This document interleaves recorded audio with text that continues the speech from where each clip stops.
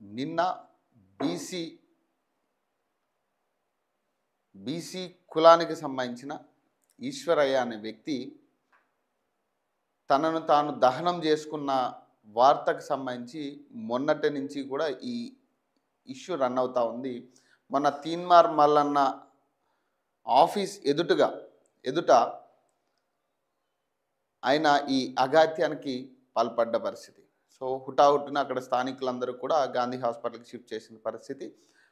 గాంధీ హాస్పిటల్కి చేరుకున్న తర్వాత అసలు ఏం జరిగిందనేది నిన్నంతా కూడా మనం క్లియర్ కట్గా చూసాం. బీసీ సంఘాలు అన్ని సంఘాలు కూడా అక్కడికి రావడం జరిగింది. వారి నిరసనలు తెలపడం జరిగింది రకరకాల విధాలుగా. కానీ అతనికి గాయాలైంది 30% అని నిర్ధారించిన పరిస్థితి ఆ రోజు. మరి ఆ రోజు నుంచి కూడా సూపరింటెండెంట్ కావచ్చు, డాక్టర్స్ కావచ్చు, కన్సల్టెంట్ డాక్టర్స్ కావచ్చు, అతని హెల్త్ బులెటిన్ అనేది రిలీజ్ చేయలే. మరి ఎందుకు అతని హెల్త్ బులెటిన్ రిలీజ్ చేయలేదు?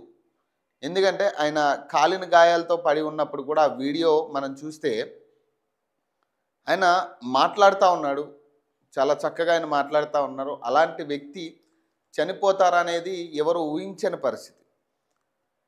మరి 30% గాయాలైన వ్యక్తికి మరి నిన్న సడన్గా చనిపోవడం అనేది అందరికీ కూడా కొంత షాక్ గురి చేసిన పరిస్థితి. సో పోలీసు వారు కూడా ఎక్కడికక్కడ బీసీలని కంట్రోల్ చేసే విధానంలో అరెస్టులు చేసిన పరిస్థితి. కొంతమంది రోడ్డు పైన నిరసన తెలిపి ట్రాఫిక్ జామ్ చేయడం జరిగింది. అలాగే కొంతమంది లోపల డెడ్ బాడీని పంపించకుండా ఖచ్చితంగా ఇది ఎక్కడో మతలబ్ జరిగిందని వాళ్ళు దాన్ని అడ్డుకున్న పరిస్థితి.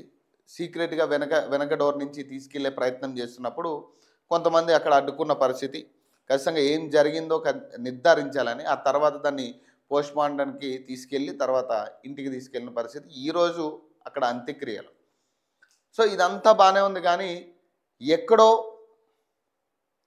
ఒక చిన్న మిస్టేక్ జరిగినట్టుగానే కనపడతా ఉంది. కొంత అనుమానాలు అయితే వ్యక్తమవుతూ ఉన్నాయి. ఇది ప్రధానంగా మేము నిన్న అక్కడ ఉన్న వ్యక్తులుగా మేము చెప్తున్నాం, ఎక్కడో కొంత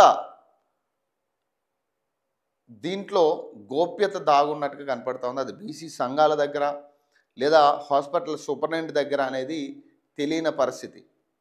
సూపరింటెండెంట్ నిన్న కూడా కనీసం అతను చనిపోయిన దాన్ని కూడా హెల్త్ బులెటిన్ ప్రకారం అనౌన్స్ చేసిన పరిస్థితి లేదు, డిక్లేర్ చేయలేదు. చాలా సీక్రెట్గా ఆ బాడీని తరలించే ప్రయత్నం చేశారు. ఇదంతా కూడా కొంత అనుమానాలకి తావదీస్తున్న పరిస్థితి, అసలు ఏం జరుగుండొచ్చు అనేదాన్ని. సో ఏదేమైనా ఒక కుటుంబం ఈరోజు రోడ్డున పడిన పరిస్థితి, అనాథగా మిగిలిపోయిన పరిస్థితి, పిల్లలు, చిన్న పిల్లలు. సో వాళ్ళకి ఎట్లా న్యాయం చేయాలి? కనీసం గవర్నమెంట్ దీని మీద స్పందించిన పరిస్థితి లేదు. అక్కడ మెరుగైన వైద్యం జరిగినట్టుగా కూడా మాకు ఎక్కడా కనపడలేదు. మేము లోపలికి వెళ్ళాం, నిన్న మార్నింగ్ కూడా మేము లోపలికి వెళ్ళాం చూడడానికి. అక్కడ ఎక్కడా కూడా ఒక సిలైన్ తప్పితే అతనికి మెరుగైన వైద్యం జరుగుతున్నట్టుగా ఎక్కడా కూడా కనిపించలేదు. కనీసం అక్కడ ఉన్న సిచ్యువేషన్ బట్టి కూడా ఎవ్వరూ కూడా డాక్టర్స్ దాని మీద రియాక్ట్ అయినట్టుగా కూడా మాకు పెద్దగా కనపడలేదు అక్కడ. సారీ టు సే దిస్, ఎందుకంటే చూసిన విషయాలు మేము మాట్లాడుతుంటే ఖచ్చితంగా మాకు నిన్న చూసింది ఇప్పటికీ మా కళ్ళ ముందు కదులుతున్న పరిస్థితి. అన్యాయంగా ఒక ప్రాణాన్ని పొట్టన పెట్టుకున్న పరిస్థితి. అతను బీసీలకు 42% రిజర్వేషన్ గురించి కొట్లాడినా, లేకపోతే అందుకే ఈ ఇన్సిడెంట్ జరిగిన ఈ ఘటన చోటు చేసుకున్నా, కానీ ఇది కరెక్ట్ వే కాదు అనేది మా ఉద్దేశం. గతంలో శ్రీకాంతాచారి గురించి ఇప్పటికీ మనం మాట్లాడుకుంటాం, కానీ ఇది ఒకటే మార్గం కాదు, ఆత్మహుతి అనేది మార్గం కాదు. ఖచ్చితంగా ప్రజాక్షేత్రంలో కొట్లాడాల్సిన అవసరం ఎంతైనా ఉంది. వీటి మీద మనకి అవసరమైన బెనిఫిట్స్ కోసం ఖచ్చితంగా కొట్లాడాలి. కానీ ఇట్లా ఆత్మహత్య చేసుకోవడానికి సిద్ధపడడం కానీ ఇట్లాంటివి ఖచ్చితంగా ఖండించాల్సిన విషయాలు. ఖచ్చితంగా ఎవరిని కూడా ఇట్లాంటి వాటికి మీరు ఏదైనా ఆలోచన ఉన్నా కూడా ఖచ్చితంగా ఇమ్మీడియట్గా దీన్ని విత్డ్రా చేసుకోండి. ఇంకెవరు కూడా ఇట్లాంటి పనులు అయితే చేయొద్దు దయచేసి. మీ కుటుంబం గురించి ఆలోచించుకోండి. సో ఇది ప్రధానంగా నాకు తెలిసి ఏ మీడియాలో, ఏ ప్రధాన ఛానల్స్లో, ప్రధాన పత్రికల్లో ఇప్పటివరకు కవర్ కాని అంశం ఇది. అసలు ఎందుకు ప్రధాన మీడియా దీన్ని కవర్ చేయలేదన్న అనుమానాలు కూడా వస్తూ ఉన్నాయి. ఎందుకు దీని మీద ప్రధాన మీడియా, ఏ మీడియా కూడా కవర్ చేయలేదు?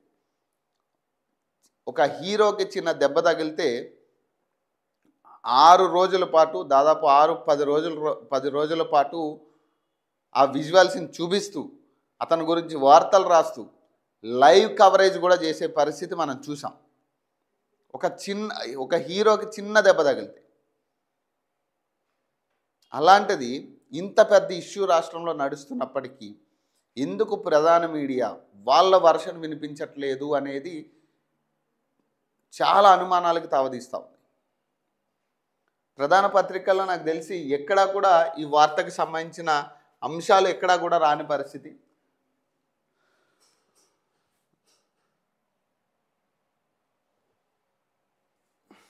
సో ప్రధాన పత్రికలు ఎక్కడా కూడా నాకు తెలిసినంత వరకు ఈ వార్త అనేది ఎక్కడా కూడా కనపడిన పరిస్థితి కనపడతా ఉంది.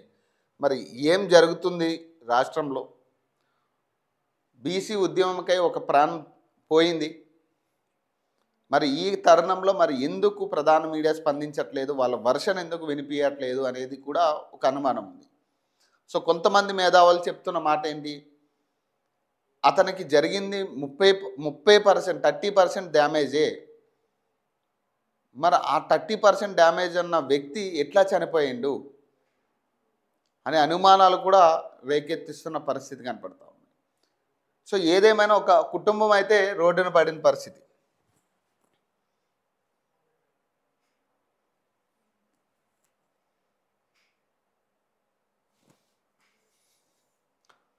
సో సాయి ఈశ్వర్ది ప్రభుత్వ హత్యే, 42% రిజర్వేషన్ హామీకి సర్కారు తూట్లు, అది తట్టుకోలేక ఆత్మహత్య.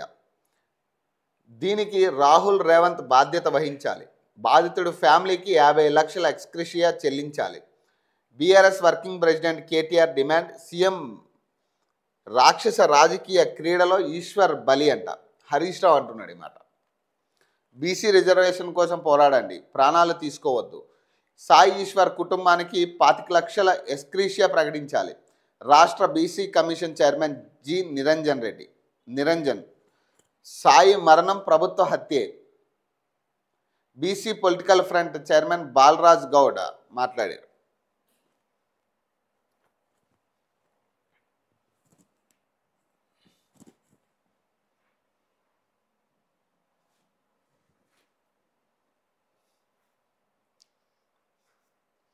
బీసీ రిజర్వేషన్ల పేరిట సీఎం రేవంత్ రెడ్డి చేసిన మోసానికి సాయి ఈశ్వర్ నిండు ప్రాణం బలైందని కేటీఆర్ అన్నారు.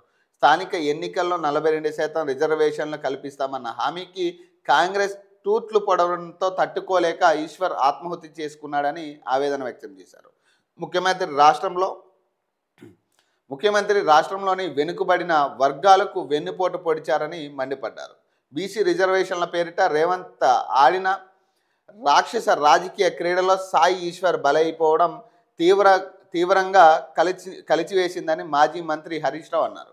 బీసీ బిడ్డ ఆత్మ బలిదానానికి కారణమైన కాంగ్రెస్ ప్రభుత్వాన్ని బీసీ సమాజం ఏనాటికి క్షమించరాదని అన్నారు. మరోవైపు కాంగ్రెస్ పార్టీ నాడు తెలంగాణ ఇవ్వకుండా శ్రీకాంతాచారిని, నేడు బీసీలకు 42% రిజర్వేషన్లు ఇవ్వకుండా సాయి ఈశ్వర్ను బలి తీసుకుందని మాజీ మంత్రి సింగిరెడ్డి నిరంజన్ రెడ్డి అన్నారు. బాధిత కుటుంబానికి ప్రభుత్వం 50 లక్షల ఎక్స్గ్రేషియా ఇవ్వాలని బీఆర్ఎస్ డిమాండ్ చేసింది. బీసీ సామాజిక వర్గానికి చెందిన సాయి ఈశ్వరాచారి ఆత్మహత్య యత్నం చేసి ప్రాణాలు కోల్పోయిన ఘటన బాధాకరమని, తెలంగాణలోని సామాజిక న్యాయం పూర్తిగా కూలిపోయిందనడానికి పెద్ద నిదర్శనమని, బీసీలకు 42% రిజర్వేషన్లపై ప్రభుత్వం నిర్లక్ష్యంతో ఆవేదనకు గురైన సాయి ఆత్మహత్య యత్నం చేసుకున్నాడని, కాంగ్రెస్ ప్రభుత్వ వ్యవహారమై ఈ దారుణానికి కారణమన్నారు. దీనికి రాష్ట్ర సర్కార్ రేవంత్ రెడ్డి బాధ్యత వహించాలని డిమాండ్ చేశారు. సో ఇది నిన్న రోడ్డు మీద బైఠాయించిన పరిస్థితి. బీసీ పొలిటికల్ ఫ్రంట్ ఆధ్వర్యంలో విశ్వరాధన్ మహారాజ్ అలాగే బాలరాజ్ గౌడ్ వీళ్ళ ఆధ్వర్యంలో జరిగిన నిరసన ఇది. సో వీళ్ళందరూ కూడా ఒకటే మాట అంటున్నారు, ఎందుకు ప్రభుత్వం ఇప్పటిదాకా ఎందుకు దీని మీద స్పందించలేదు అనేది ప్రధానంగా మాట్లాడుతున్న అంశం. బీసీలకు న్యాయం జరిగిందంటూ బీసీలకు అన్యాయం జరిగిందంటూ సాయి ఈశ్వరాచారి ఒంటిపై పెట్రోల్ పోసుకొని ఆత్మహత్య చేసుకోవడం తీవ్ర ఆందోళనకు గురి చేసిందని రాష్ట్ర BC commission chairman G Niranjan అన్నారు. ఈ మేరకు శుక్రవారం ఆయన ఓ ప్రకటన విడుదల చేశారు. బీసీలకు 42% రిజర్వేషన్లను సాధించే వరకు పోరాటం చేయాలి తప్ప ఎవరు ఇలాంటి దారుణాలకు పాల్పడవద్దని సూచించారు. ప్రభుత్వం సాయి కుటుంబాన్ని ఆదుకోవాలని 25 లక్షల ఎక్స్గ్రేషియా ప్రకటించాలని నిరంజన్ డిమాండ్ చేశారు. సాయి ఈశ్వరాచారి మృతి ప్రభుత్వ హత్యేనని బీసీ పొలిటికల్ ఫ్రంట్ ఆధ్వర్యంలో హిమాయత్ నగర్ రోడ్డు పైన బైఠాయించారు. ఈ సందర్భంగా BC political front chairman Balraj Goud, BC SC ST JAC doctor Visharadan Maharaj మాట్లాడుతూ, ఇది ముమ్మాటికి కాంగ్రెస్ సీఎం రేవంత్ రెడ్డి ఈ హత్యకు నైతిక బాధ్యత వహించి వెంటనే ముఖ్యమంత్రి మంత్రులు రాజీనామా చేయాలని డిమాండ్ చేశారు. సాయి కుటుంబంలో ఒకరికి ప్రభుత్వ ఉద్యోగం, ₹1 నష్టపరిహారం చెల్లించాలని కోరారు. సో ఏదైనా కానీ అక్కడ జరిగిన సిచ్యువేషన్ ఏదైనా కావచ్చు, కానీ